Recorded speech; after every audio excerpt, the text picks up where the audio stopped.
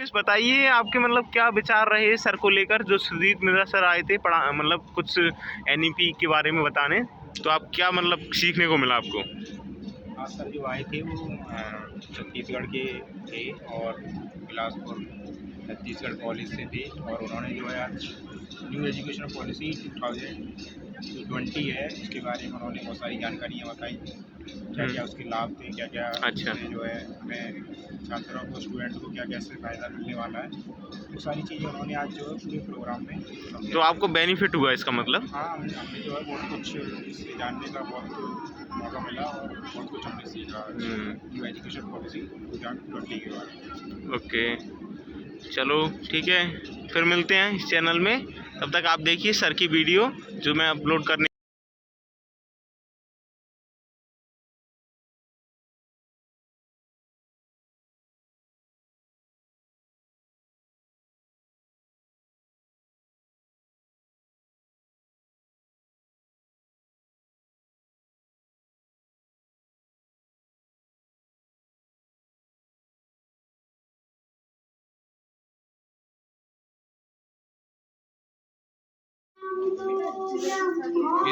आगे से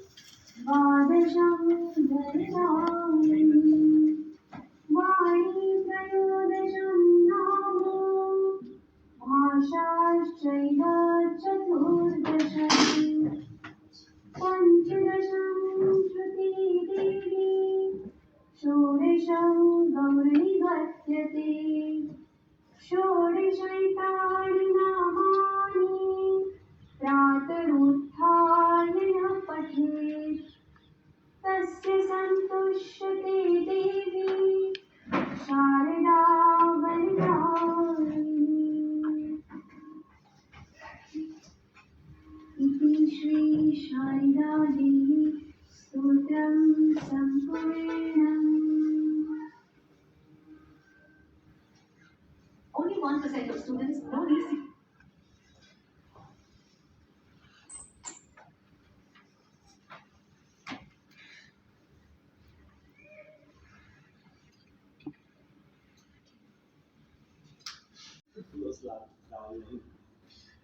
सबसे पहले थैंक यू करूँगा मैं दीक्षा मैडम का, सुश्री मैडम का या आपके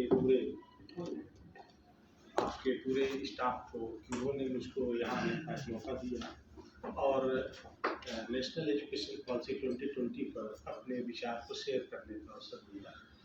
और चूँकि मैडम की जब बात आ जाती है तो हम ना हमारे उसमें है ही नहीं डिस्कनरी में, तुरंत हाँ हुआ। और गोयल सर का, बाकी सारे सभी स्टाफ का मैं हार्दिक धन्यवाद दूंगा कि आप हमको बुलाए।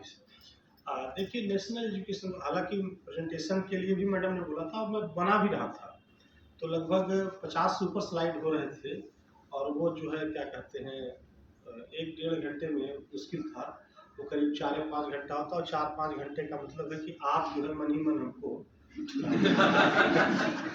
कुछ और सोचते हैं। तो इसलिए हमको नेशनल एजुकेशन पॉलिसी का एक जो ओवरव्यू है, विहंगावलोकन जिसको हिंदी में कहते हैं, उसके बारे में चर्चा कर लेंगे। क्योंकि आप 2 स्टेज क्रॉस कर चुके हो तो आपको पहली दूसरी स्टेज उतना मतलब नहीं है, मतलब हायर एजुकेशन से है, लेकिन फिर भी हम कोशिश करेंगे कि आपको प्राइमरी स्ट्रक्चर कैसे चेंजेज आ रहे हैं और सेकेंडरी एजुकेशन की क्या मीनिंग निकल रही है और साथ साथ हायर एजुकेशन के बारे में चर्चा करेंगे। देखिए हमारा ये जो नेशनल एजुकेशन पॉलिसी है, ये अभी जो 2020 में आया इसने स्ट्रक्चरल चेंज किया है, लेकिन इसके पहले हमारी बहुत सारी एजुकेशन के पॉलिसी वो बनाई गई इंडिया में और बहुत कमेटियां बनी और जिन्होंने एजुकेशन के फील्ड में कुछ न कुछ अपना कंट्रीब्यूशन दिया है, लेकिन उसके बावजूद भी जो हमारा वो था लक्ष्य था उसको हम अचीव नहीं कर पा रहे थे और कहीं न कहीं से हम रिजिट होते जा रहे हैं और उसके कारण से इस पॉलिसी को लाने में बड़ा क्या कहते हैं, कई लोगों ने अलग-अलग स्टेक होल्डर्स ने अपने इसमें कंट्रीब्यूशन दिए हैं, तब जाके बहुत लंबे समय बाद ये तैयार हो पाई। आपको बताऊं, जब हमारा देश स्वतंत्र हुआ तो सबसे पहला, स्वतंत्र भारत की बात कर रहा हूँ, उसके पहले तो कमीशन कमेटी थी, गुड डिस्पैच वगैरह आप लोगों ने सुना होगा, हिस्ट्री ऑफ एजुकेशन पढ़ते रहे। 1948-49 में राधाकृष्णन कमेटी बनी। ये राधाकृष्णन कमेटी, जिसको यूनिवर्सिटी एजुकेशन कमेटी के नाम से जाना जाता था, इसकी एक रिकमेंडेशन है जो आज भी आपके जहन में होता है, यूजीसी। राधाकृष्णन कमेटी के रिकमेंडेशन पे यूनिवर्सिटी ग्रांट कमीशन बनी, जिसको आप कहते हैं कि हम नेट पास कर ले, हायर एजुकेशन में आ जाएंगे, टीचर बन जाएंगे, ये उनकी देन थी। और उसके बाद यूनिवर्सिटी के लिए तो बना दिया, यूनिवर्सिटी को फंडिंग मिलने लगी, उसके बाद भी काम नहीं हो पा रहा था। तो 1959 में आप देखिए एक नाम था श्री प्रकाश कमेटी। अब श्री प्रकाश कमेटी ने क्या कहा कि एजुकेशन तो ले रहे हैं बच्चे, लेकिन एजुकेशन तक सिमट जा रहे हैं, उनके अंदर गुड मैनर कैसे क्रिएट किया जाए। देखिए इन्हीं सब का कॉम्बिनेशन है नेशनल एजुकेशन पॉलिसी 2020, कोई अलग से नहीं है जिसको हम बहुत अलग से हाईलाइट करते हैं, वो नहीं। देखा गया कि क्या कमियां रह गई, तो उन्हीं चीज़ों को, और जो नहीं लागू हो पाई थी उनको हम लेके आए। तो श्री प्रकाश कमेटी ने गुड मैनर, समाज सेवा और वास्तविक देशभक्ति की बात की। उस समय चूंकि नया नया देश आज़ाद हुआ था और देश को जरूरत थी, तो आपने देखा होगा एनसीसी और एनएसएस आया, देखा है ना। तो एनएसएस का काम है समाज की सेवा करना, एक माध्यम बनाया उन्होंने। और क्या कहते हैं, यूथ मिनिस्ट्री के साथ उन्होंने कॉम्बिनेशन किया, और डिफेंस मिनिस्ट्री के साथ एनसीसी आई, ताकि बच्चों के अंदर, और उस एनसीसी का महत्व दिखाई पड़ा। कोई अगर डिफेंस फील्ड में जाना चाहता है तो एनसीसी के माध्यम से आसानी से चला जाता है। इसके बाद आया, अब देशभक्ति की बात हो गई, समाज सेवा की भी बात हो गई, फिर भी हम अपने गोल को अचीव नहीं कर पा रहे थे। तो उस समय फिर एक कमेटी बनाई गई जिसका नाम था 1961 में डॉक्टर संपूर्णानंद कमेटी। अब संपूर्णानंद कमेटी ने क्या कहा, इमोशनल इंटीग्रेशन, भावात्मक एकता। भारत में हम देशभक्त हैं, लेकिन कब हैं, जब क्रिकेट का मैच होता है, वो भी भारत पाकिस्तान के साथ, या वर्ल्ड कप हो कहीं किसी में, तब हमारी इमोशनल है। उसके बाद पहले हम क्या हैं, हम मध्य प्रदेश के हैं, हम ग्वालियर रीजन वाले हैं, हम आगरा रीजन के, हम झांसी रीजन के हैं, हम बिलासपुरिया हैं, सबसे बढ़िया छत्तीसगढ़िया है ना, वहाँ जगह जगह नारा लिखा है, छत्तीसगढ़िया सबले बढ़िया, वहाँ की लोकल लैंग्वेज है। तो वो इमोशन जो हमारा है, ये हमारे क्षेत्र विशेष तक है, हमारे रिलेशन में है, हमारे समाज तक है, उससे ज़्यादा नहीं। नेशनल इंटीग्रेशन के रूप में कैसे हम भावात्मक एकता लाएं। हम भारतीय कम हैं, स्टेट वाइज ज़्यादा, हम तमिलियन हैं, हम केरलाइट हैं, हम तेलुगु हैं, इस तरह से। इसीलिए आपने देखा होगा कि जब 1964 में दौलत सिंह कोठारी की कमीशन बनी, जो पहली होल एजुकेशन की कमीशन थी, जिसको कहा जाता है 64 कोठारी कमीशन का नाम सुना होगा। उस कमीशन की जो रिपोर्ट है उसका नाम ही था कि कोठारी कमीशन, उसका नाम था राष्ट्र और एजुकेशन एंड नेशनल डेवलपमेंट। उस रिपोर्ट का नाम था नेशनल क्या कहते हैं, एजुकेशन एंड नेशनल डेवलपमेंट, राष्ट्र और शिक्षा का शिक्षा और राष्ट्र का विकास। उनकी पहली लाइन थी कि हमारे राष्ट्र का विकास जो है हमारी कक्षाओं में हो रहा है, लेकिन सब गड़बड़ हो रहा है। उन्होंने बड़ी लंबी चौड़ी 12 अलग अलग खंडों में उन्होंने रिपोर्ट किया, दौलत सिंह कोठारी की जो रिपोर्ट आई, और एक होल एजुकेशन सिस्टम, उन्होंने एक स्ट्रक्चर खड़ा किया देश के लिए 10+2+3, 10 मतलब क्लास 10 तक, +2 यानी सीनियर सेकेंडरी, +3 यानी ग्रेजुएशन। और आप देखे होंगे 10+2+3 लाने में इंडिया में 92 लग गया। 68 की कमीशन की रिपोर्ट 92 तक लागू होगा। स्ट्रक्चर बन ही नहीं पाया, क्योंकि पहले ग्रेजुएशन 2 साल का हुआ करता था और पीजी 1 साल का हुआ करता था। तो कैसे किया, तो बीच में ब्रिज कोर्स लाया गया कि हम लोग ब्रिज कोर्स के माध्यम से उसको फुलफिल करें, और बाद में 92 के बाद से 10+2+3 हो गया। लेकिन ये 10+2+3 जो सिस्टम बना पूरी तरह से लागू नहीं हो पाया, फिर भी कोई न कोई प्रॉब्लम आ गई। अब प्रॉब्लम क्या आई कि यहाँ पर कि ये 10+2+, उसमें हमने एक स्लॉट क्रिएट कर दिया। वो साइंस का स्लॉट होगा, वो आर्ट्स का होगा, वो सोशल साइंस का होगा, और उसी स्लॉट के बीच में ही अब बच्चे अपना वो चुने कोर्स और उसके बाद तब आगे जॉब मिल जाए। तो रिजिडनेस क्रिएट उन्होंने ब्लॉक कर दिया। अब इनकी इच्छा है कि हम इकोनॉमिक्स बहुत अच्छे हैं, किसी की इच्छा है कि हम हिस्ट्री में बहुत अच्छे हैं, किसी की इच्छा है कि हम मैथ में बहुत अच्छे हैं, इंजीनियरिंग में अच्छे हैं। तो वो फ्रीडम नहीं थी कि मैथ वाला जो है इंजीनियरिंग पढ़ सके या इंजीनियरिंग वाला जो है इकोनॉमिक्स पढ़ सके। वो सारी फ्रीडम में एक रिजिडनेस क्रिएट होती चली गई। इसके बाद केंद्रीय शिक्षा सलाहकार बोर्ड, जिसको CBCS कहते हैं, है ना, पोप्से का नाम सुना होगा, पोप्सेस है ना, central board of advisory board जो होती है, उसमें एक थे PD शुक्ला। उनकी कमेटी को दिया गया काम कि आप फोर्सफुल्ली 10+2+3 का जो स्ट्रक्चर है उसको लागू कराइए और उसमें फ्लेक्सिबिलिटी की वो करिए, क्या कहते हैं, अध्ययन करिए, जिससे कि हम बच्चे के इंटरेस्ट के अकॉर्डिंग हम उनको सब्जेक्ट प्रोवाइड कर सकें बात। और इधर दूसरी तरफ विश्वविद्यालयों की संख्या बढ़ाई जाए, जिससे कि हमारे स्टूडेंट को आगे चलकर शिक्षा लेने की मतलब दिक्कत ना आए, समस्या ना आए। तो उन्होंने 22 बिंदुओं पर एक ड्राफ्ट प्रेजेंट किया, जिसको राष्ट्रीय शिक्षा नीति ड्राफ्ट कहा जाता है 1979 की। देखिए हिस्टोरिकल चीज बता रहा हूँ, अभी NEP पे आएंगे तो आप कहेंगे देखिए कितना चालाक है NEP की बात करके भी। लेकिन NEP की बैकग्राउंड यही सब जो बना है आपका उस, क्योंकि NEP के किसी एक छोटे से पार्ट में मैं रहा हूँ, इसलिए मैं आपको बता रहा हूँ। और उसमें भी मैं आपके सामने नहीं कहना चाहिए, लेकिन ईमानदारी ये है कि मैंने जो एक कस्तूरी रंजन जी हैं इसके चेयरपर्सन, उनको मैंने लेटर लिखा था। मेरा कोई थॉट चुरा के किसी ने प्रेजेंट कर दिया था। तो जब कमेटी की प्रीलिमिनरी ड्राफ्ट आई, जब मैं पढ़ा तो उन्होंने कहा कि मेरा है। तो मैंने उनको लिखा, तो उन्होंने कहा कि कोई बात नहीं बेटा, बेटा कहते बोला कोई बात नहीं बेटा, हम जो है आपको रिकॉग्नाइज करते। ये सबसे बड़ी चीज़ है कि आपने मुझको कहा, लोगों की तो हिम्मत नहीं होती। तो ये बहुत बड़ी बात थी कि एक ग्रेट साइंटिस्ट जो है उनको मेल किया था, मेल मेरे पास से सेव करके रखा हूँ ताकि याद रहे कि छोटा सा एक पिन के बराबर जो है मेरा भी कंट्रीब्यूशन था उसमें। तो उन्होंने कहा, और जो लगातार प्रॉब्लम क्रिएट हो जाए, प्रॉब्लम क्या क्रिएट हो रही है, जैसे आज की प्रॉब्लम है अनएम्प्लॉयमेंट, है ना, अनएम्प्लॉयमेंट बढ़ती जा रही है। और कोई आज की समस्या नहीं है, आज थोड़ा मात्रा बढ़ गया, लेकिन चूंकि सारे लोग ग्रेजुएट हो रहे हैं, सारे लोग PG हो रहे हैं। तो एक स्टडी किया गया कि प्रिलिमिनरी स्टडी किए गई कि हम जो है 85 को जो राष्ट्रीय शिक्षा नीति आई, नेशनल एजुकेशन पॉलिसी 86, उसमें कि आप USA जाए, और USA में गई टीम गई, उन्होंने स्टडी किया। तो USA की एजुकेशन सेक्टर ये है कि 10th तक सबको बराबर शिक्षा दी जाती है, और 10th के बाद डाइवर्ट कर दिया जाता है। जिसको डिफेंस में जाना है वो डिफेंस में जाएगा, और डिफेंस में जाकर के वहाँ की पूरी स्टडी करेगा। किसी को मेडिकल में जाना है तो मेडिकल फील्ड की पूरी स्टडी करेगा, यानी वहाँ के मेडिकल में अगर आप एडमिशन लेते हैं तो वार्ड बॉय से नर्सिंग स्टाफ से लेकर के फार्मासिस्ट से लेकर के डॉक्टर तक की पूरी स्टडी आपको मिलेगी। तो उनके ब्रांचेज बन गए।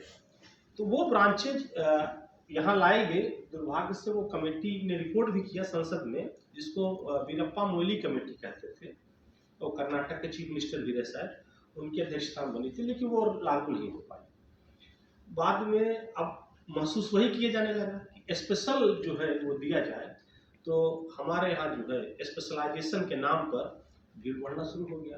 अब हमारे पास आप देखिए कितनी यूनिवर्सिटीज़ हैं, Hindi university, Urdu university, Sanskrit university, है ना, मेडिकल यूनिवर्सिटी, टेक्निकल यूनिवर्सिटी, नाम खूब कर दे रहे हैं। इवन अब हम तो कास्ट पे भी आ गए, ट्राइबल यूनिवर्सिटी, है ना, स्टेट पे आ गए, बहुत सारी चीज़ें यूनिवर्सिटी बनती गई। और आज लगभग हम 1000 से ज़्यादा यूनिवर्सिटी है इंडिया में, और उस इन सारी यूनिवर्सिटी में मोर देन 66 लाख से ज़्यादा विद्यार्थी पढ़ रहे हैं। लेकिन एम्प्लॉयमेंट रेट जो है वो बहुत कम है, पॉइंट में है। अब 60 लाख विद्यार्थी अगर पढ़ रहे हो आपके हायर एजुकेशन सिस्टम में, और आपका एम्प्लॉयमेंट रेट है, तो चिंता की बात होगी कि हम एजुकेशन दे क्या रहे हैं। और जब बात आती है एम्प्लॉयमेंट में, जो जॉब देने वाले एजेंसीज हैं उनके लिए हम फिट नहीं बैठ पा रहे हैं, उनको स्किल बेस चाहिए। तो चिंता करने की बात है। तो 85 की जो कमेटी थी, रिपोर्ट आई थी राजीव गांधी के समय में, राष्ट्रीय शिक्षा नीति 86, उसमें भी बहुत सारी कमियां आ गई। तो उस कमियों को पूरा करने के लिए स्टडी किया गया कि क्या क्या कमी है। तो 92 में एक प्रोग्राम ऑफ एक्शन आया जिसको पोआ कहते हैं, POA, प्रोग्राम ऑफ एक्शन। वो प्रोग्राम ऑफ एक्शन जो है ये था कि जो कमियां रह गई हैं उन कमियों को किया जाए। तो उन्होंने नॉर्म्स को वो किया, डाउन किया यूनिवर्सिटी ग्रांट कमीशन के। तो जिससे क्या हुआ कि हमारे और संस्थाएं जो यूनिवर्सिटी के जैसे काम करती थी उनको डीम्ड टू बी यूनिवर्सिटी का दर्जा दिया जाने लगा कि ये यूनिवर्सिटी जैसे हैं, उनकी कुछ स्पेसिफिक स्पेशलिटी है, इसीलिए यूजीसी को ये पावर था कि वो उनको यूनिवर्सिटी दे। तो एक समय ऐसा आ गया कि इतनी ज़्यादा बाढ़ आ गई डीम्ड यूनिवर्सिटी की, एक कमरे में डीम्ड यूनिवर्सिटी बनने लगी। रायपुर के, छत्तीसगढ़ से मैं आता हूँ सर, और रायपुर वहाँ की स्टेट की राजधानी है, एक कमरे में 236 विश्वविद्यालय। और जब जाके पता किया गया तो प्रोफेसर यशपाल जो उस कमेटी के चेयरपर्सन, तो उन्हीं को सुप्रीम कोर्ट में केस करना पड़ा। तो उन्होंने कहा कि ये दुकानें बंद हों, कि जो नाम पर बच्चों को कर रहे हैं। तो उन्होंने रोक लगाई कि यूनिवर्सिटी ग्रांट कमीशन को अब वैसे करने का ना, उसका कुछ नाम बना दिया कि इतनी ज़मीन नहीं होनी चाहिए, इतनी बिल्डिंग होनी चाहिए, इतने स्टूडेंट की कैपेसिटी होनी, तब आपको मिलेगा। तो इसी के साथ उन्होंने डीम्ड टू बी यूनिवर्सिटी के पैरेलल एक क्रिएट कर दिया, प्राइवेट यूनिवर्सिटी भी ला गई। तो अब हमारे पास 4 प्रकार की university on the basis of establishment आ गए, जिसमें private university, deemed to be university, state university and central university. अंतर कुछ नहीं है, पढ़ाई का केवल इस्टेब्लिशमेंट का अंतर है। लेकिन इसके साथ साथ उन्होंने और पढ़ाई के मोड में फिर 2 यूनिवर्सिटी आ गई हमारे पास। एक ट्रेडिशनल यूनिवर्सिटी थी और दूसरा डिस्टेंस एंड ओपन यूनिवर्सिटी आ गई। आपने Indira Gandhi national open university का नाम सुना होगा, या भोज ओपन यूनिवर्सिटी है मध्य प्रदेश में, यूपी में इलाहाबाद में राजर्षि टंडन ओपन यूनिवर्सिटी, ऐसे ओपन यूनिवर्सिटी। ये पढ़ाई के मोड के आधार पर हमारे पास डिफरेंट टाइप्स के वो आ गए। इसके अलावा हम जब एफिलिएटिंग नेचर की बात करते हैं तो हमारे पास फिर 3 प्रकार की यूनिवर्सिटी आ जाती है। एक यूनिटरी यूनिवर्सिटी होती है जो केवल यूनिवर्सिटी होती है, एक एफिलिएटेड यूनिवर्सिटी होती है जिसके बहुत सारे कॉलेजेज होते हैं, और एक एसोसिएटेड यूनिवर्सिटी होती है जिसके पास कॉलेज तो होते हैं पर उनको पावर नहीं होती, पावर सारी सेंट्रलाइज होती है यूनिवर्सिटी के पास। जबकि एफिलिएटेड में कॉलेज के पास पावर होती है कि अपना सीट बढ़ा रखा सकते हैं एडमिशन के लिए। इसके अलावा बहुत सारी कमेटी बनी छोटी छोटी, जो छोटी छोटी चीज़ों को लेकर के बनाई गई। हम उनकी चर्चा यहाँ नहीं करेंगे, नहीं तो कहेंगे कि आप इतिहास में ही घुसे हैं, उससे बाहर ही नहीं जा रहे हैं।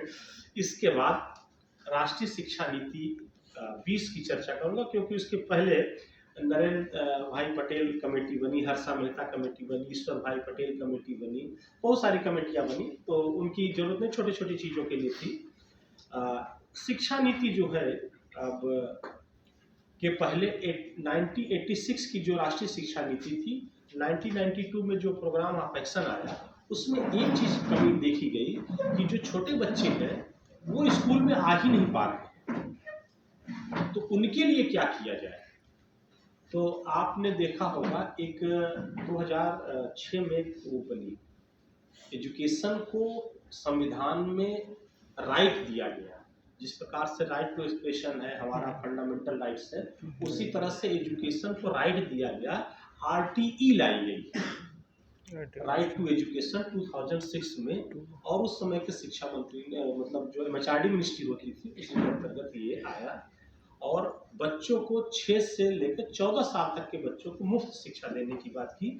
उसी एक कमेटी की बात मैं कर रहा था जिसमें मैं था। जो आज भी मैडम बहुत पछताता हूँ मैं, जो रिपोर्ट थी उसमें मिड डे मील जो आई है कि बच्चों को खाना भी दिया जाए, बस्ता भी दिया जाए, उसकी पॉलिटिसाइजेशन किया गया। उससे बड़ा तकलीफ होता है, काश वो न दिया गया होता। लेकिन आज बड़ा वो बन गया, ह्यूज पैसे का वो बन गया है, वर्ल्ड बैंक का क्योंकि चल रहा है। तो प्राइमरी स्तर पर बच्चों को लेके आइए, और ये जो खाना देना और बच्चे को ले आना, ड्रॉप आउट रेट कम करना था, ये बेसिकली रिफ्लेक्टेड थी डेलार्ड कमेटी से। उन्होंने देखा कि जब एजुकेशन बढ़ रहा है तो उस देश की GDP बढ़ रही है, ग्रास डोमेस्टिक वो क्या कहते हैं प्रोडक्टिविटी जो है, इनकम बढ़ रही है, पर कैपिटा इनकम जो है वो बढ़ती जा रही है एजुकेशन से। तो इसको हर बच्चे को शिक्षा का अधिकार दिया जाए। और आपको एक बताऊं, ताज्जुब होगा, जिस समय ये बिल राज्यसभा में पेश हो रहा था, इंडिया से 2 लोग, हम कहते हैं कि हम बड़े एजुकेशनिस्ट हैं, वो हैं हम एजुकेशनिस्ट नहीं थे, 2 लोग दर्शक दीर्घाम बैठे थे। एक मैं था, तब मैं बनस्थली से आता था, पास बनवाया था, कुछ दिन पेश होने वाला था और शाम को 7 बजे था। और देखिए भारत की शिक्षा को लेकर कितने लोग गंभीर हैं, पूरा सदन खाली था। एक सदन में एक व्यक्ति ने अकेले जो MHRD मिनिस्टर थे वो रिपोर्ट पढ़ते जा रहे थे, और वो कोई एक जो राज्यसभा को होते हैं उपराष्ट्रपति जो चेयर करते हैं वो भी नहीं थे, कोई दूसरा चेयर कर रहा था जो सीनियर होते हैं। 2 लोग थे, एक मैं था, एक बाल गोविंद थे, मुझे नाम याद है, उसी समय परिचय हुआ। वो छपरा के AN मंडल यूनिवर्सिटी के टीचर हैं। उन्होंने कहा कि मुझे इंटरेस्ट था कि देखते हैं RT में क्या है, तो मैं सुन रहा हूँ। उसकी ओरिजिनल कॉपी हम लोग सदन को उससे लेके आए थे, सेक्रेटरीट से। तो अच्छा लगा था कि हम विटनेस बनने की राइट टू एजुकेशन का। अब बात आती है शिक्षा 2020 की, राष्ट्रीय शिक्षा नीति। सब कुछ अच्छा था, क्वालिटी नहीं थी। क्वालिटी को जोर देने के लिए, क्वालिटी किस लिए नहीं थी? क्योंकि जब हम जाते हैं फॉरेन के रेफरेंस में, या जाते हैं किसी कंपनी के रेफरेंस में, या जाते हैं कहीं IAS प्रशासनिक अधिकारियों के रेफरेंस में, तो जो स्किल होनी चाहिए थी वो स्किल नहीं है। और उसका कारण ये है कि वो स्किल न होने के कारण हम नंबर लेकर के, डिग्री लेकर के जाते तो है, इसके बावजूद हर एजेंसी अपना खुद का एग्जाम लेना शुरू कर दी थी, भीड़ बढ़ती जा रही थी। आपको आपकी डिग्री में मिले हुए मार्क्स की कोई वैल्यू नहीं रह रही थी, और वो वैल्यू जो है एजेंसी की द्वारा जो आप कट ऑफ पास करते थे उसकी वैल्यू हो रही थी। इसका मतलब क्वालिटी हमारे एजुकेशन में नहीं थी। ये बहुत बड़ी सोच थी। तो इसलिए 1985 के बाद, 30 वर्ष के बाद, सरकार ने 31 अक्टूबर 2015 में कैबिनेट सचिव थे श्री TSR सुब्रमण्यम, उनकी चेयरमैनशिप में एक कमेटी बनाई 31 अक्टूबर 2015 को। स्मृति ईरानी MHRD मिनिस्टर थी उस समय। 14 में सरकार बदली, उसने बनाया तुरंत 15 में, 1 साल के बाद ही, और कमेटी बनी TSR सुब्रमण्यम की अध्यक्षता में। उन्होंने रिपोर्ट किया 27 मई 2016 को कि एजुकेशन, और इसके लिए उन्होंने 3 बिंदुओं पर खास तौर से बात करने की बात कही। उन्होंने रिपोर्ट की सारे लोगों से बात की जानी चाहिए, एजुकेशन में ये बहुत सारी कमियां रही। पहला उन्होंने रिपोर्ट किया कि एजुकेशन की क्वालिटी को बढ़ाना है, to increase the quality of education. कैसे हम क्वालिटी को इंक्रीज करें। दूसरा था शिक्षा की विश्वसनीयता बढ़ाना। अगर आप ग्रेजुएट कर लिए हो तो लगना चाहिए कि आपके अंदर ग्रेजुएट एट्रीब्यूट्स है, उसका स्नातक के गुण आ गए हैं, विजनरी आप हो। B.Ed कर लिए हो तो आपके अंदर टीचर बनने की वो सारी कैपेसिटी आ गई है जो एक टीचर की रिक्वायरमेंट होती है। इसी तरह से तीसरा था कि जो क्रियान्वयन है, एक्टिव इम्प्लीमेंटेशन है, उसका जो अंतर है, हम कर पाते, बहुत सारी कमेटियों ने रिपोर्ट दिया पर इम्प्लीमेंट नहीं हो पा रहा था, तो उसको हम उसके गैप को कम कर दें। ये 3 बेसिक रिपोर्ट उन्होंने दिया, ये काम किया जाना है हमको अगर एजुकेशन को बढ़ाना है तो। इसके बाद 24 जून 17 को अब इस पर डिस्कशन शुरू हुआ। 24 जून 2017 को इसरो के जो चेयरपर्सन रहे, उसमें फेमस जो साइंटिस्ट हैं हमारे के कस्तूरी रंजन की अध्यक्षता में 9 लोगों की एक समिति बनाई गई जो अलग अलग फील्ड के थे। जैसे रामशंकर पुरी जो वाइस चांसलर एग्रीकल्चर के थे, टीवी कट्टी मुनि जो अमरकंटक वाइस चांसलर थे वो लिंग्विस्टिक के रूप में आए, कुछ इंडस्ट्री के लोग आए, कुछ ऐसे सब लोगों को मिला के 9 लोगों की एक कमेटी बनी और उन्होंने 31 जुलाई 2019 को अपनी रिपोर्ट मिनिस्ट्री को सौंपा। तो मिनिस्ट्री को जब सौंपा, MHRD मिनिस्ट्री सौंपा, तो NEP 2020 का पहला काम ये था, पहली रिपोर्ट की जो थी वो ये था कि मिनिस्ट्री ऑफ ह्यूमन रिसोर्स को नाम ही चेंज किया जाए, उसको शिक्षा मंत्रालय कर दिया गया। देखिए रिपोर्ट की पहली यहीं से शुरू हो गई बात। अब शिक्षा मंत्रालय बन रहा है तो, लेकिन शिक्षा मंत्रालय बनने के पहले इन्होंने क्या किया, 9 जुलाई 16 को राज्यों के शिक्षा सचिवों के साथ मिनिस्ट्री ने बैठक की। MHRD ने जितने भी स्टेट थे इंडिया के उनके साथ बैठक की। उसके बाद उन्होंने 8 अगस्त को जितने सांसद थे उनके साथ बैठक की संसद के अंदर, मतलब डिस्कस कर रहे थे। इसके बाद उन्होंने 15 जो हम लोग राष्ट्रीय शिक्षा नीति पर सुझाव मांगे गए पूरे देश से, और आपको बताऊं 7177 लोगों ने अपने सुझाव दिए। देखिए पूरे देश में करोड़ों लोगों की आबादी, करोड़ों शिक्षक, इस समय कम से कम करोड़ों शिक्षक होंगे प्राइमरी से लेकर के वहां तक, 1 करोड़ के आसपास, प्राइवेट और सरकारी सबको मिला करके। कई लोग तो उसमें हैं, रिकॉर्डेड है, कई लोग अनरिकॉर्डेड के रूप में पढ़ा रहे हैं, उनकी संख्या करीब 1 करोड़ के आसपास हो जाती है। तो उन लोगों ने, लेकिन केवल 7177 लोगों ने जो इंटरेस्ट रखते हैं उन्होंने दिया, बात खत्म। तो लोगों ने अपने सुझाव दिए। इसके बाद 21 सितंबर में तो 19 को केंद्रीय शिक्षा सलाहकार मतलब CBCS को विशेष बैठक हुई, और 7 नवंबर 20 को यह राष्ट्रीय शिक्षा नीति 2000 पूरे देश में लागू कर दी कैबिनेट में। एक लंबी यात्रा इसने तय किया 15 से लेकर के, लेकिन जब TSR सुब्रमण्यम की अध्यक्षता में बात हुई थी, तो जब लोगों से बात किया था तो उसमें 2,15,000 से ज़्यादा लोगों ने उस समय डिस्कशन में भाग लिया था, अलग अलग जगह सेमिनार के रूप में इसमें। तो यहाँ पर 29 जुलाई 20 को राष्ट्रीय शिक्षा नीति पूरे देश के लिए पेश किया गया, और पहला काम इन्होंने यही किया कि शिक्षा मंत्रालय का नाम बदला, है ना, मानव संसाधन विकास मंत्रालय जो बदल के शिक्षा मंत्रालय बन गया। और दूसरा काम इन्होंने किया कि जो 10+2+3 की स्ट्रक्चर थी उसमें ही चेंज कर दिया, 4 काम ही कर दिया।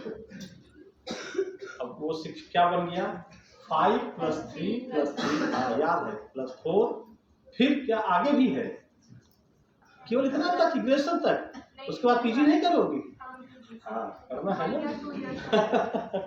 हाँ 10+3+3+4 के बाद +4+1 कंप्लीट बताओ बेटा, है ना, अच्छी बात है। +4 यानी आपका ग्रेजुएशन अब 4 साल का हो गया। हम केवल सेकेंडरी तक की बात करते थे, अब ग्रेजुएशन 4 साल का हो गया, और PG 1 साल का, बट विद फ्लेक्सिबिलिटी, 3 साल वाला भी रहेगा, 2 साल वाला भी रहेगा, आपकी मर्जी। आप चाहे 4 साल वाला करिए, 4 साल वाला अगर ग्रेजुएशन करेंगे तो सीधे PhD कर सकते हैं, PG कर सकते हैं, और 5 साल वाला करेंगे, 3 साल वाला, फिर 2 साल का वो करना। इसीलिए दिक्कत आ गई प्रोफेशनल कोर्सेज में, जैसे कि NCT का BEd कोर्स में। अब जो 4 साल में नहीं डायरेक्ट 12th से लेगा तो उसको 4 साल का BEd करना पड़ेगा। जो ग्रेजुएट के बाद आना चाहेगा 3 साल के बाद, तो उसको 2 साल वाला करना पड़ेगा, और जो PG के बाद MA आना चाहे उसको 2 साल 1 साल, इस तरह से अभी स्ट्रक्चर बन रहा है। तो फाउंडेशन कोर्स, अब बात आई 5 साल, 5 साल को भी उन्होंने 2 भागों में तोड़ दिया है, एक 3 साल का, 2 साल का। अब ये काम पहले से भी होता था, कोई नई बात तो है नहीं, लेकिन उन्होंने इसको ऑफिशियल एक मोड दे दिया। ऑफिशियल मोड ये दे दिया कि पहले हम मॉन्टेसरी के नाम पर, किंडरगार्टन के नाम पर बच्चों को पढ़ाते जो थे, लेकिन उसका कोई ऑफिशियल वो नहीं मिलता था, बच्चे जाते थे छोटे छोटे। अब उसको वहीं से शुरू कर दिया गया। अभी एक दिक्कत आ रही है, जब मीटिंग होती थी तो ये था कि फाउंडेशन कोर्स को बनाया जाए, जो आप बाल वाटिका के नाम से इसको डेवलप कर रहे हैं, उसके लिए अब पहले नर्सरी टीचिंग ट्रेनिंग थी, अब क्या कहा जाए उसको। तो कई बड़े प्रोफेसर जैसे सर लोग, मैडम लोग हैं, टीचर एजुकेटर जो कहे जाते हैं, इनके लिए भी एक डायमेंशन तय किया जा रहा है, जिसको कहा जा रहा है नेशनल प्रोफेशनल स्टैंडर्ड डेवलपमेंट के, NPST की बात की जा रही है, ट्रेनिंग की बात, कि इनको कैसे, तो पहले साल टीचर क्या होगा, दूसरे साल, तीसरे साल, चौथे साल, पहले साल का टीचर जो है वो ओरिएंट करेगा, दूसरे साल बनाएगा, डेवलप करेगा, क्रिएटर करेगा, ऐसे 4 साल की स्थिति में अलग अलग देश में। और जब चौथे साल डेवलप करने के मोड में आ जाएगा तो कहा जाएगा कि वो स्टैंडर्ड टीचर है, उसने एक स्टैंडर्ड डेवलप कर रखा है, अब वो जाके कहीं भी अपनी बातों को रखेगा। तो प्रोफेशनल स्टैंडर्ड को मेंटेन करने के लिए बन रही है NPST का प्रोग्राम, उसमें गुरु दक्षता प्रोग्राम आ रहा है। जो पहले ओरिएंटेशन कोर्स होता था वो नहीं हो रहा, अब गुरु दक्षता। गुरुजी दक्ष कैसे होंगे, गुरुजी, अच्छा, चूंकि BEd वाले गुरुजी बड़े खतरनाक होते हैं, है ना, BEd MAd के गुरु, क्योंकि सामान्यतः तो लोग गुरु होते हैं, जो BA में पढ़ाते हैं, BSc में, BCom में पढ़ाते हैं, वो तो गुरु हैं, लेकिन ये महागुरु हैं, टीचर एजुकेटर बोला जाता है ना, टीचर एजुकेटर, शिक्षक प्रशिक्षक। तो टीचर एजुकेटर जो है वो गुरु घंटाल है बेसिकली,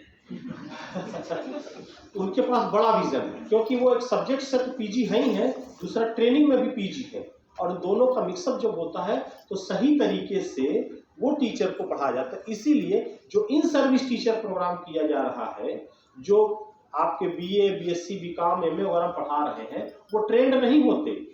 जो सेकेंडरी स्कूल का टीचर हो तो बीएड करके जा रहा, ट्रेंड है, लेकिन वो ट्रेंड नहीं है, तो उनके लिए भी प्रोग्राम लाया जा रहा है। वो प्रोग्राम उनको प्रोफेशनली स्टैंडर्ड क्रिएट करेगा। तो इस तरह से बातें वो हो रही है कि टीचर, इसीलिए टीचर के ऊपर बहुत फोकस किया जा रहा है कि इस पूरे सिस्टम में टीचर अगर क्वालिटी का होगा तो हमारे स्टूडेंट के अंदर क्वालिटी अपने आप रेज होगी, और स्टूडेंट को भी अब स्टूडेंट सेंटर्ड एजुकेशन सिस्टम बनाने की बात की जा रही है, जो 4 ईयर का ग्रेजुएशन हो रहा है। लेकिन इसके पहले जो 4 साल का ग्रेजुएशन है, आपको पता है इस देश में 57 एजुकेशन के बोर्ड हैं, 3 तो सेंट्रल में है, आपको ताजुब 4, बल्कि 4 बोर्ड सेंट्रल के हैं। एक तो सीबीएसई है, एक एनआईओएस है जो ओपन स्कूलिंग है, एनआईओएस और सीबीएसई, ये तो 2 गवर्नमेंट हो गए, और 2 उसके हैं, एक आईसीएसई बोर्ड है, ये मिशनरीज का है, पब्लिक स्कूलों का है ना, जो अंग्रेजों ने स्थापित कर रखा था कि उनके बच्चे प्राइवेटली पढ़ेंगे मास से अलग। आप मास के स्टूडेंट हो, वो एलीट क्लास के, तो एलीट क्लास के लिए अलग से बोर्ड थी। अब सोचो, अब एलीट क्लास की शिक्षा आज की शिक्षा नहीं है, बहुत पुरानी शिक्षा है। एलीट क्लास के बच्चे, जो एलीट समझते हैं ना, संभ्रांत जिसको कहते हैं, और आजकल न्यू एलीट आ रहे हैं, नौ संभ्रांत, जिनके मतलब सामान्य उससे उठे और पिताजी आईएएस बन गए या बड़े इंडस्ट्रियलिस्ट बन गए, तो वो अपने बच्चे को प्राइमरी नहीं पढ़ाएंगे, वो कहाँ पढ़ाएंगे? सिंधिया मार्का में, आपके यहाँ है ना। सिंधिया मार्का स्कूल की जो फीस है, एक सामान्य क्लर्क जो है उसके साल भर की पूरी सैलरी के से दुगना है। सोचिए, तो वहां कौन पढ़ाएगा? आप एलीट वाले ही पढ़ाएंगे। और जब एलीट क्लास का लोग उधर पढ़ेगा तो उनके लिए एजुकेशन की व्यवस्था कुछ होगी, तो वो आपके साथ नहीं पढ़ेंगे, वो जाएंगे एमआईटी, वो जाएंगे एल, वो जाएंगे कैम्ब्रिज, वो जाएंगे ऑक्सफोर्ड, वहां पढ़ेंगे। और आप ना जी, हम बीएमडब्ल्यू से पढ़ के आईटीएम में जाएंगे, जीवाजी में जाएंगे, है ना, और फिर फॉर्म भरेंगे रेलवे का, फॉर्म भरेंगे क्या कहते हैं प्राइमरी स्कूल का, और जो मिल गया वो बहुत बढ़िया, ना जी नौकरी में आ गए, तो हम उतने में ही घूमते रहते हैं, जिंदगी उतने में ही चल रही है ना। इसको क्वालिटी नहीं। आज से 20 साल पहले आपने कभी मैनेजमेंट का नाम सुना होगा? नहीं सुना था। उसकी नीड पड़ी, सोसाइटी की नीड है, मैनेजमेंट है। अब मैनेजमेंट में पहले आईआईएम में जाते थे लोग, आईआईएम से करोड़ों का लेकर के पैकेज में जाते थे, इंडस्ट्री को ग्रो करते थे। अब जब आप लोग भी पहुंचने लगे, मैनेजमेंट के इंस्टीट्यूट बढ़ने लगे, आप भी जाने लगे, तो फिर वो मैनेजमेंट से ऊपर अब इवेंट मैनेजमेंट आ गया। एक मैनेजमेंट में भी छोटा छोटा कर दिए, तो आप किसमें इवेंट बने, शादी विवाह में आप टोपी कैसे लगाएंगे ये तक मैनेजमेंट होगा, आपको पागल कर देंगे। बड़े बड़े होर्डिंग वो देख लो आप मार्केट के सामने, है ना, होर्डिंग देखने के बाद या मॉल सेक्टर में जाने, ये यूरोपियन कल्चर का है, मॉल सिस्टम आ गया, वहाँ जगह नहीं है तो एक ही जगह सब कुछ हो जाता था, यहाँ आ गया, ये सब मार्केटिंग स्ट्रेटजी है। आपको देख करके आपको लगेगा आप मतलब मेंटली डिस्टर्ब हो गए, ओहो क्या यार, मेरे पास एक शर्ट तक नहीं है, एक पेंटालून की कपड़ा नहीं है, बीबा का कपड़ा नहीं, ओहो कुछ नहीं है। तो जिद करता है बच्चा घर में, और वो उसकी कीमत क्या है, 400 रुपए की कीमत वाली चीज वो 3000 4000 में देते हैं। केवल एक टैग लगता है फ्रेंचाइजी के नाम से, पेंटालून का है या बीबा का है, जरी की साड़ी है। मैं बता रहा था कल किसी को, वहाँ पे हमारे बिलासपुर के जस्ट बगल में जांजगीर चांपा है, तो कोसा के रेशम होता है, कोसा की साड़ियाँ बनती हैं। एक स्टूडेंट ऐसे एमएड करता, अपने उसके घर फैक्ट्री थी, ले गया हमको कि सर आपको दिखाते थे साड़ियाँ, उसने दिया कोसा सिल्क की बड़ी अच्छी अच्छी साड़ियाँ, तो उसने कहा सर आपको फैक्ट्री रेट पे देंगे, तो दिया। तो उसकी फैक्ट्री रेट की जो कीमत थी वो 600 से 700 रुपये थी ऐसे, और बहुत अच्छी। तो मैंने कहा यार इतनी महंगी क्यों मिलती है? कहा सर देखिए, अब यहाँ पर हमको कंपनियों से मिला है, जरी का मैं टैग लगाऊंगा, टैग जरी का लग रहा है, और इसकी कीमत हो रही 3200 रुपये प्लस ट्रांसपोर्टेशन। दिल्ली में आए उसी की कीमत 5500 हो गया, मुंबई गए उसकी कीमत 5700। और आपको क्या पहचाना, आपको तो वही बढ़िया बस्तर आर्ट दिख रहा है है ना, तीर चला रही है लड़की, भाला चला रहा है, ये प्रिंटिंग अलग अलग डिमांड करते हैं कि कोटेशन देते हैं, इस पर वो बना लेते हैं। कलर बहुत सारे टेक्सटाइल की जो डिजाइनिंग होती है उस पर कलर करते हैं। तो एक वो बैठा है एसी में जो मॉल में है, उसका 25,000 रुपये 30,000 रुपये किराया दे रहा है पर मंथ, और एक दिन का कपड़ा, अगर एक कपड़ा उसने बेच दिया तो उसके एक दिन का खर्चा निकला एक, और वो अब एक लेके जाने नहीं देगा आपको। आप जाए जैसे गए एक दिखाने, मैडम ये बहुत अच्छी चीज आया है सर, ये बड़ा अच्छा प्रिंट आया है, ले लीजिए सर, आप मेरे कहने से लीजिए। साला मेरे जेब में प्लास्टिक बनी है, आपके जेब पहले आप पैसा लेके जाते थे तो लगता था कि हाँ आप तो प्लास्टिक बनी है, अच्छा ठीक है ना, कार्ड दिया, स्वैप कर दिया, हो गया। तो आपके खर्चे का पता नहीं, आप मोबाइल यूज कर रहे हो, कितना डेटा जा रहा है आपका, आपको अनुमान नहीं है ना। तो कहने का सही है कि मैनेजमेंट आ गया, तो जब आप लोग पहुंच लगे तो उनके लिए अलग होता जा रहा है। तो इन सब चीज़ों के लिए उन्होंने ये कहा कि स्टूडेंट के इंटरेस्ट बहुत आ रहे हैं, स्टूडेंट की वो फ्लेक्सिबिलिटी क्रिएट की जाए। तो अब स्टूडेंट सेंटर एजुकेशन आना शुरू हुआ क्वालिटी के लिए। तो टीचर की क्वालिटी प्लस स्टूडेंट के अंदर क्वालिटी क्रिएट करने की घटना को लेकर के उन्होंने हायर एजुकेशन सिस्टम में एक क्रिएट किया। तो वो जो 57 बोर्ड की बात मैं कर रहा था सेकेंडरी में, अब 10th की और 12th की बात नहीं करेंगे वो, अब 9th से लेकर के 12th के बीच में जब भी आपकी मर्जी हो एक बार बोर्ड दो। हम बच्चे को एग्जामिनेशन ओरिएंटेड एजुकेशन क्यों दें जिसपे कि बच्चे से एक्सपेक्टेशन होता जा रहा और बच्चे सुसाइड करने लगे। आप देखिए साल में अगर नीट में नहीं हो पा रहा है, IIT JEE में नहीं हो पा रहा है, तो कितने पेरेंट्स दुखी हो जा रहे हैं। और कोटा में जैसे बड़े बड़े शहरों में कोचिंग का एक वो पैरेलल एजुकेशन सिस्टम है, वहाँ कुछ नहीं मिलता, वो डिग्री देता नहीं दे सकते, लेकिन एक अपेक्षा देते हैं कि मेरे कोचिंग में आने के बाद आपका नीट में सिलेक्शन होगा। विश्वास क्रिएट करते हैं, और विश्वास कैसे क्रिएट करते हैं, अंदर से उनकी सेटिंग रहती है। अंदर से उनकी सेटिंग ये रहती है कि जाते हैं, उनको पता कि 80% तक हमारा स्टूडेंट बहुत अच्छा है, उसको 20% हम आगे पीछे करेंगे। तो उसमें देखते हैं, 20 टेस्ट लेते रहते हैं, तो पता लगा कि 4 बच्चे उसके टेस्ट में खरा उतर रहे हैं, तो जाएंगे वहां से सेट करके क्वेश्चन निकाल के ले आएंगे, उस 4-10 क्वेश्चन को अच्छे बच्चों को बता देंगे, तो निकलेगा बड़े बड़े होर्डिंग उनका नाम निकालेंगे, है ना, राम प्रताप सिंह AIR मतलब ऑल इंडिया रैंक, एयर नहीं है वो हवा में ही है उनका, है ना, AIR 93 है, बड़े बड़े लगा के अटैक करते हैं, बस केवल उसके पीछे का मतलब है इकोनॉमिक्स। तो कहने का सही है कि हम उन चीजों को बांटे, तो उसके लिए बोर्ड की परीक्षा एक कर दिया गया, और स्टूडेंट की जब इच्छा हो कि जब उसकी तैयारी हो जाए, उसको लगे कि हम दे, तो 9 से लेकर 12 के बीच में हम एक एग्जाम दे दें। इसके अलावा अब हम स्किल में आते हैं, हम इंटर करते हैं हायर एजुकेशन में। तो जो हमारा कटअप था संकाय वाइज या फैकल्टी वाइज कि आर्ट फैकल्टी है, सोशल साइंस फैकल्टी है, साइंस फैकल्टी है, लाइफ साइंस फैकल्टी है, दुनिया भर की फैकल्टी हम लोगों ने जो क्रिएट कर दी थी। अब उस फैकल्टी की बाउंड्री को तोड़ने की बात आ गई। ठीक है, आप मेडिकल की स्टूडेंट हैं, हमको इतिहास अच्छा लगता है, एक विषय हम इतिहास पढ़ेंगे। हमारे यहाँ बात हो रही थी, एक कमेटी में भी हूँ, टास्क फोर्स कमेटी में, तो कंट्रोलर ऑफ एग्जामिनेशन महोदय से हमने कहा कि आप अपनी तैयारी करो, क्योंकि अब आपका जो एक 15 दिन का होता था एग्जाम का टाइम टेबल आता था, अब महीनों जाएगा, क्योंकि किसी बच्चे ने इतिहास पढ़ रखा है, तो कोई दूसरा क्या कहते हैं अंग्रेजी पढ़ रहा है, तो तीसरा जो है बायोलॉजी उसको अच्छा लग रहा है, तो जूलॉजी अच्छा लग रहा है, केमिस्ट्री अच्छा लग रहा है, तो कोई भी चीज़ पढ़ सकता है। तो आपका कोई पेपर टकराए ना, इस तरह से आप टाइम टेबल बनाइएगा। तो अब परीक्षा विभाग के अब वो खिसिया रहे हैं, चिड़चिड़ा रहे हैं, ये कोई तरीका होता है सर, ये कौन सा नियम है कि एक बच्चा केमिस्ट्री पढ़े और हिस्ट्री पढ़े और क्या कहता है अंग्रेजी पढ़े। हमको उसकी मर्जी, वो चाहे ये करे वो चाहे वो तुम्हारी मर्जी जब तक चल रही थी तब चल रहा था, तब तक तो बच्चे जी गुरु जी कर रहे थे। अब उसकी मर्जी चल रही है तो तुम्हारे कंट्रोल से बाहर हो रहा। यही है फ्रीडम, यही है स्टूडेंट का वो है।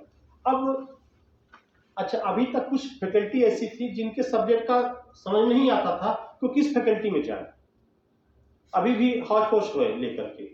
अब उसमें स्टूडेंट कंफ्यूज है कि हम सोशल साइंस पढ़ रहे हैं क्या, जैसे लाइब्रेरी साइंस पढ़िए तो कई जगह आर्ट्स में रखा गया है, फैकल्टी ऑफ आर्ट्स में, कहीं सोशल साइंस में रखा गया है। मैथमेटिक्स को देखिए, मैथमेटिक्स आर्ट्स में भी आता है, साइंस में भी आता है कि नहीं। तो इस तरह के कुछ विषय ऐसे हैं जो कि हम अभी उन सब की बाउंड्री टूट रही है। इसके बाद आ गया, इसीलिए आपके लिए आ रहा है चॉइस बेस्ड क्रेडिट सिस्टम, है ना। चयन आधारित क्रेडिट प्रणाली की संरचना की गई कि आपकी जो मर्जी हो, तो उसके लिए स्ट्रक्चर बनाया गया। अगर यहाँ वो होता तो मैं बता देता कैसे स्ट्रक्चर है, कोई बात नहीं। आप चाहे तो तीन ब्लॉक अगर आप बना देंगे तो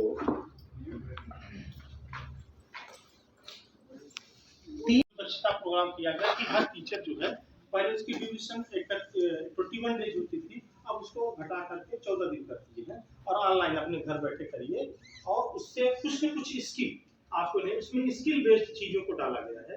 तो टीचर बैठे बैठे कैसे पढ़ाना है, कैसे कम्युनिकेट करना है, कैसे विद्यार्थी काउंसलिंग करनी है, बहुत सारे उन्होंने एस्पेक्ट दे रखे हैं। उसमें आप प्रोग्राम करते तो आपको सर्टिफिकेट मिलेगा, और ये आपके करियर के लिए होगा। मतलब जैसे आपका ग्रेड अभी इनिशियल स्टेज फर्स्ट पे है, स्टेज सेकंड स्टेज थर्ड पे जाने के लिए एजुकेशन का जो नाम बना गुरु दक्षता, यानी आपको एक गुरु दक्षता प्रोग्राम अटेंड करना जरूरी है आगे बढ़ने के लिए। प्लेसमेंट की अपॉर्चुनिटी तो आज है ही नहीं, अभी चेंज होगी। अब उसके पार्टी उनसे कहा जा रहा है, एजेंसी से ये बात हो रही है कि जो उनको नीड है, अब जैसे आपको 5 स्किल सिखा दिया, अब 5 स्किल में अब आप जाके वहाँ जा रहे हैं। जैसे रेलवे में टीटी बनना है, तो टीटी बनने के लिए पब्लिक रिलेशनशिप कैसे होना चाहिए, ड्यूटी कैसे करनी है, अब उनको टीटी नहीं कहा जा रहा है, ट्रेन कैप्टन का नाम दिया जा रहा है। उनके अंदर मैनेजर स्किल होनी चाहिए। तो वो सारी चीज़ें आपके अंदर देख करके, वो जो ट्रेनिंग में समय लगता था उसको कर्टल करके सीधे आपको अपॉइंटमेंट दे देंगे। इसका मतलब आप इस योग्य हैं कि आप टीटी बन सकते हैं, आप इस योग्य हैं कि आप जो है क्या कहते हैं सेक्रेटरीट में अपर डिवीजन का जो ऑफिसर है ओएसडी बन सकते हैं, क्योंकि आपको नोटिंग करना आता है, ड्राफ्टिंग करना आता है, लैंग्वेज लिखना आता है ना, बनाना आता है, सारी जगह हमें चेंजेस हर जगह चेंजेस लाया जाता है। इसीलिए तो आप देखिए अब एनटीए करके बनाया गया है, नेशनल टेस्टिंग एजेंसी, वो सभी काम वही करेगी। तो चेंजेस आ रहे हैं धीरे धीरे। अभी तो क्या है, हमको पुराना सेटअप तोड़ना है पहले, वो जो माइंड में बन चुका है कि इनको बीएससी करना है, बीएड करना है, ये करना है, चेंज होगा।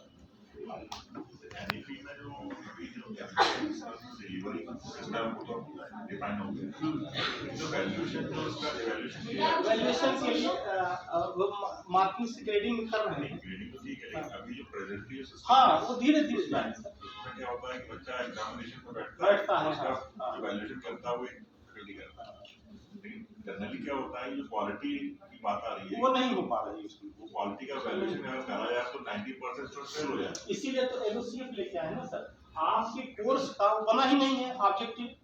तो जब ऑब्जेक्टिव नहीं बनाते, एग्जामिनर कुछ भी क्वेश्चन दे देता है और अपने मन से जांच देता है। कल मैंने यही बताया, एग्जामिनर जब कॉपी जांचता है सर, तो 7 या 8 तरीके के एरर आता है ना। एक एरर होता है हेलो इफेक्ट। हम कॉपी जांचने बैठे हैं, वो क्या नाम बताया आपने, अभिषेक मौर्य जी आए। अभिषेक मौर्य जी ने मेरे, जब मैं आता हूँ कॉलेज में, तो मेरे आगे पीछे इतना काम कर देते हैं कि मुझे अभिषेक मौर्य ने अपने कार्यों से मेरे माइंड में अपना जगह बना लिया है। अब कॉपी में इन्होंने कुछ नहीं लिखा है, लेकिन जब मैं कॉपी जांचने वाले, अभिषेक है ना बेचारा, दे दिए नंबर। ये इसको कहते हैं हेलो इफेक्ट। एक होता है carry over effect. Carry over effect ये कहता है कि स्टूडेंट अपना पहला क्वेश्चन जो अटेम्प्ट करता है, वो जो सबसे अच्छा तैयार होता है उसको करता है ना। टीचर ने जांचा, अब पहले क्वेश्चन पे स्टूडेंट ने 3 घंटे में 90 मिनट या 1 घंटे तक दे देता है, और लास्ट के क्वेश्चन आते आते मैडम छीनने के कगार पे आ जाते हैं, सर कीजिए 1 मिनट रुक जाइए, है ना, ये मोड में रहते हैं। लेकिन जब हम मार्किंग करते हैं तो पहले क्वेश्चन के बेस पर लास्ट को मार्किंग कर देते हैं, that is carry over effect. एक होती है कॉन्ट्रैक्ट एरर। कॉन्ट्रैक्ट एरर का मतलब क्या है कि मैंने एक लॉजिकल वो लगाया है कि मैंने जो पढ़ा है वही सही है, तुमने जो लिखा है ऐसा लिखा जाता है, काट दिया। अब ये वहां पर मैं अपने आप को बैठा हुआ देख रहा हूँ उस आंसर में, तो ये इसको कॉन्ट्रैक्ट एरर। एक होता है लीनियंसी एरर। हमने क्या किया, बड़ा उदाहरण, फेल है लेकिन पास कर दिया, जाए, है ना, सबको नंबर दे दिए, तो लीनियंसी एरर आ गया, जबकि वो डिजर्व नहीं कर रहा है। और उसी लीनियंसी में फ्रीमेंशन आ गया, दृढ़ता अगर नहीं, मैं किसी को नहीं पास करूँगा, तो लीनियंसी में पॉजिटिव हो जाता है, निगेटिव हो जाता है, हम सबको फेल कर रहे हैं। एक होता है सेंट्रल टेंडेंसी का एरर। हमने दिमाग बैठा लिया कि हम 50 से लेकर 65 के बीच में नंबर देंगे चाहे जो हो जाए। अब वो पता लगा बायोलॉजी वाली लड़की 90% का वो रखती है, है ना, डिजर्व करती है। ये 70% का डिजर्व रखते हैं, वो 55% का डिजर्व रखते हैं, लेकिन हमने क्या किया, सबको उसी में नाप दिया बीच में, है ना। और उसका भी कोई मतलब नहीं है। अगर आपको 65 नंबर मिल गया, मान लीजिए 65 मार्क्स मिला, तो 65 मार्क्स का कोई मतलब नहीं है। क्यों?